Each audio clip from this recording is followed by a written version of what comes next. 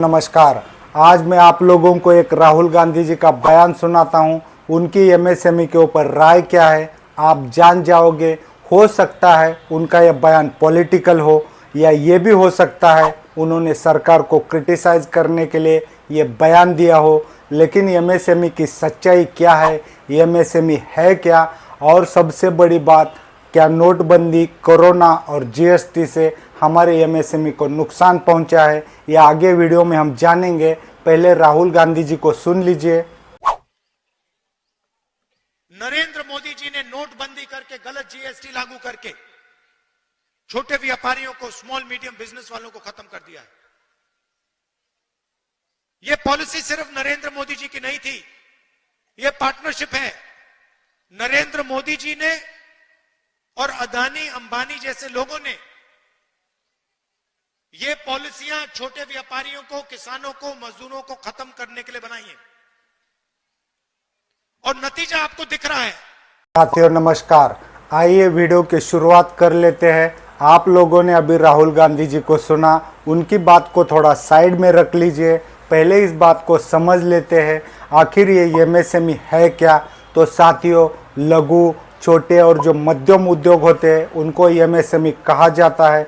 MSME Bharat के लिए रीढ़ की हड्डी हो सकती है, क्योंकि भारत की जनता के लिए जो ज़रूरी सामान होता है वो एमएसएमई के अंदर ही बनता है। जैसे घर के बर्तन हो, मिक्सर हो, कपड़े हो, पेन हो, नोटबुक हो, किताबें हो, जूते हो, बहुत सारी ज़रूरी चीज़ें हमें एमएसएमई देता है। तो हमारे लिए एमएसएमई का बचना बहुत ज़्यादा ज़रूरी है। आइए पहले इस बात को जान लेते हैं एमएसएमई को नुकसान किस तरह से पहुंचा और क्या राहुल गांधी जी की बातों में सच्चाई है। पहले इस बात को जान लेते हैं हमारी जो एमएसएमई है उसको नोटबंदी से किस तरह से नुकसान पहुंचा। तो साथियों, एमएसएमई ज़्यादातर कैश के ऊपर चलती है।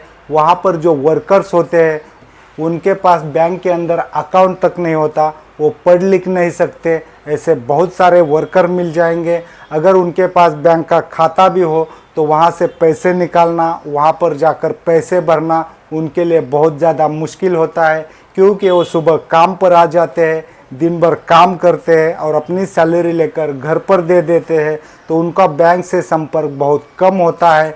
अब आपके मन में सवाल आया होगा, अगर ऐसे लोग होते हैं तो उनके पास इतना पैसा कहाँ से होगा जो वो परेशानी में आएंगे। लेकिन सच्चाई ये है, उनका जो मालिक होता है उनके पास भी कैश ही होता था।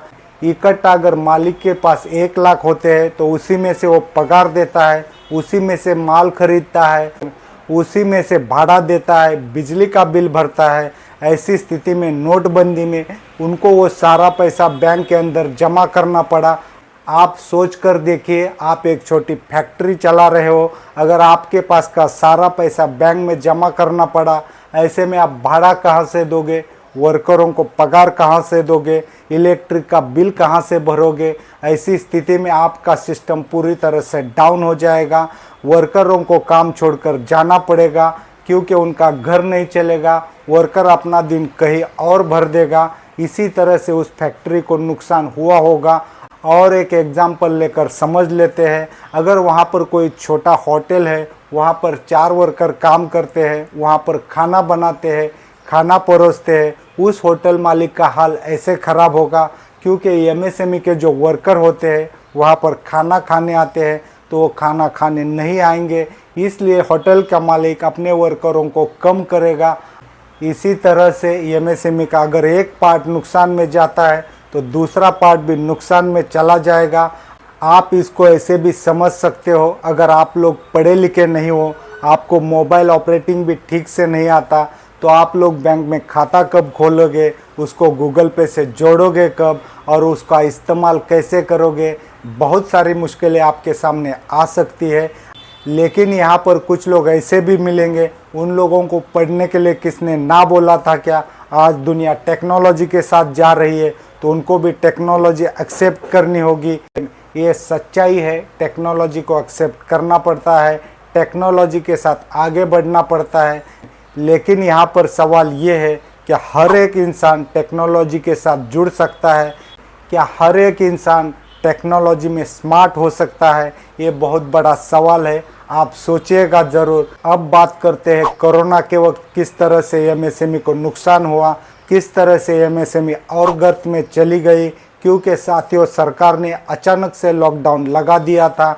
यहाँ आप सोच कर देखिए, जो इंसान सुबह कमाकर शाम में खाता है उसकी नौकरी तो चली गई, उसके घर के अंदर उतना पैसा होता ही नहीं कि वो 3-4 महीना सरवाइव कर जाए। ऐसे में बहुत सारे लोग अपने गांव की तरफ निकल पड़े। वहाँ उनके साथ बहुत सारी दुखद घटनाएं भी हुई, आप लोगों ने टीवी पर देखा होगा। लेकिन बड़ा सच तो ये है, वहाँ पर एमएसएमई को नुकसान इस तरह से हुआ क्योंकि अचानक से उनके धंधे बंद हो गए, अचानक से उनका माल बिकना बंद हो गया। जो कि वहाँ छोटा मालिक होता था उसे बहुत ज़्यादा नुकसान हुआ, क्योंकि उनका बहुत सारा खर्चा, जैसे दुकान का भाड़ा हो, वहाँ का इलेक्ट्रिक बिल हो, लोगों के पेंडिंग पैसे हो, उनको देने पड़े। और पैसे उनके पास नहीं होते थे क्योंकि लेन देन पूरी तरह से बंद हो गया था। बहुत सारे जगह पर एमएसएमई नुकसान में चले गई। बहुत सारे वर्कर थे जो काम छोड़कर गांव चले गए। अब आप इस बात को ऐसे सोच लीजिए, वहाँ पर अगर आपका कोई छोटा होटल है, वहाँ का धंधा कम हो जाएगा। अगर आप लोगों के पास 4 वर्कर है तो आप लोगों को 3 को निकालना पड़ेगा, क्योंकि एमएसएमई के वर्कर आपके पास खाना खाने नहीं आएंगे तो आपका होटल का धंधा भी कम हो जाएगा। इस तरह एमएसएमई का, एक एमएसएमई के बिजनेस का दूसरे एमएसएमई के ऊपर असर पड़ा। जैसा कि एक छोटा टेम्पो वाला है, उसको माल कौन देगा, उसका भी धंधा नुकसान में चला जाएगा। उसका जो छोटा सा टेम्पो है उसको भी बैंक खींचने चली आएगी, क्योंकि उसके ईएमआई पेंडिंग हो जाएंगे। आप सोच कर देखिए एमएसएमई कितनी छोटी होती है लेकिन हमारे लिए बहुत ज़रूरी होती है। इसलिए कोरोना के वक्त भी वाकई में एमएसएमई को नुकसान हुआ।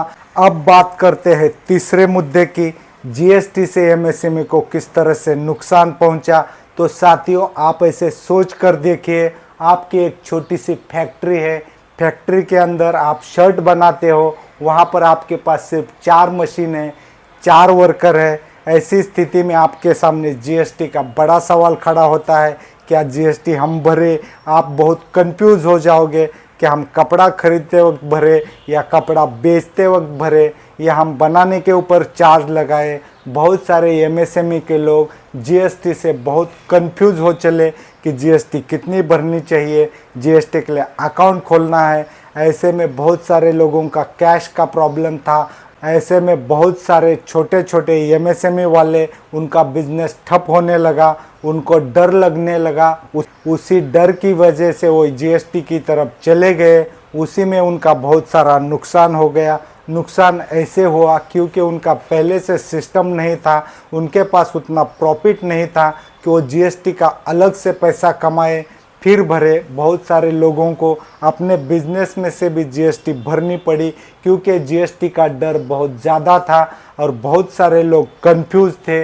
इसलिए उनके बिजनेस के ऊपर इफ़ेक्ट पड़ा और एमएसएमई को बहुत सारा झटका जीएसटी से भी लगा।